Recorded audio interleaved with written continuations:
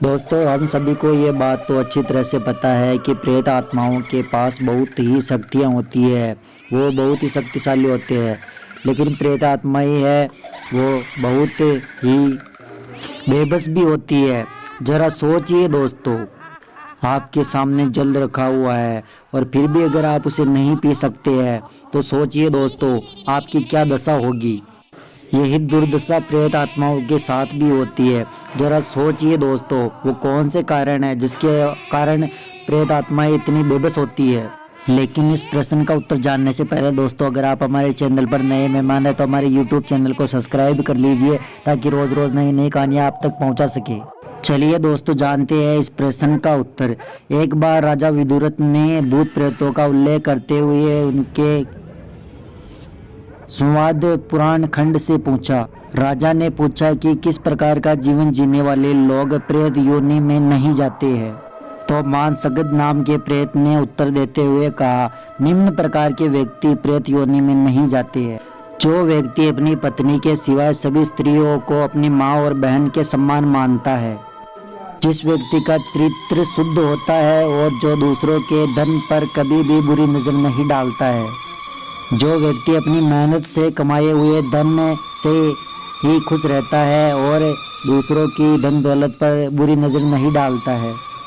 आगे बताते हुए प्रेत ने कहा, जो व्यक्ति अपने गुरु का आदर करता है, अपनी मित्रता को प्रेम पूर्ण निभाता है और दान पुण्य कर्म सब प्रकार के कार्य करता है, ऐसा व्यक्ति कभी प्रेत नहीं बनता। इतना सब कुछ बताने के बाद उस प्रेत ने राजा को बड़े दुख के साथ बताते हुए कहा, हे राजन, हमें इस प्रेत योनि में बड़ा ही कष्ट सहन करना पड़ता है। इसलिए हे राजन, आप हमें इस प्रेत योनि से मुक्ति दिलाने की कृपा करें। इतना सुनकर राजा ने कहा, लेकिन मैं तुम लोगों को इस प्रेत योनि से मुक्ति कैसे दिला सकता हूँ, और तुम लोग इस प्रेत योनि से मुक्त क्यों होना चाहते हो, जबकि तुम्हें तो पिछले जन्म की सारी बातें भी याद रहती है और सब कुछ पता होता है। इस योनि में तो तुम्हारे पास उड़ने की शक्ति भी है और अच्छे बुरे हर प्रकार के कर्म को जानने की क्षमता भी है। फिर इस योनि में तुम्हें किस प्रकार का कष्ट है, तुम इसकी बुराई क्यों कर रहे हो। तो फिर मानसर प्रेत ने कहा, हे राजन, ये प्रेत योनि अधोम योनि है। इसमें 3 ही प्रकार के गुण हैं, आकाश में उड़ने की शक्ति और पिछले जन्म की बातों को याद करने की क्षमता और धर्म अधर्म के गुण। इसके अलावा इस योनि में बहुत ही दर्द है। अगर हम अपने क्षेत्र को छोड़कर कहीं बाहर जाते हैं तो हम पर मुदगुरों का तेज प्रहार होता है और जितने भी धार्मिक अनुष्ठान होते हैं उनसे हमें दूर ही रहना पड़ता है, क्योंकि प्रेत योनि के लिए उन सब के दरवाजे बंद होते हैं। जब सूर्य देवता वृष राशि पर स्थित होते हैं और उस जेठ महीने की तपती गर्मी में जब हमें बहुत तेज प्यास लगती है तो हमें बहुत तेज प्यास ताने लगती है, और जब हम जल से भरे हुए जलाशय के पास में जाते हैं तो हम पर मुदगुरों की तेज मार पड़ती है। यही नहीं, हमें कई प्रकार के स्वादिष्ट भोजन भी दिखते हैं, लेकिन हम चाहकर भी कितने भी भूखे रहे, हम उन व्यंजनों और भोजन को खा नहीं सकते हैं। हमारा जीवन काफ़ी दुख भरा है। कोई भी अच्छी और बहुत सुंदर चीज़ सामने होते हुए भी हम उसका उपभोग नहीं कर सकते हैं। प्रदोष काल में तो हमें अपने क्षेत्र को निर्धारित करना पड़ता है। इसीलिए हे राजन, उस आकाश गमन की शक्ति का क्या अर्थ है जिससे हमारे शरीर में इतनी गर्मी और व्याकुलता विद्यमान है।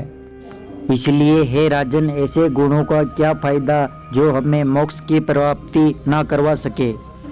हम जिस योनि में है वो किसी भी धर्म के सहभागिता में नहीं हो सकती है।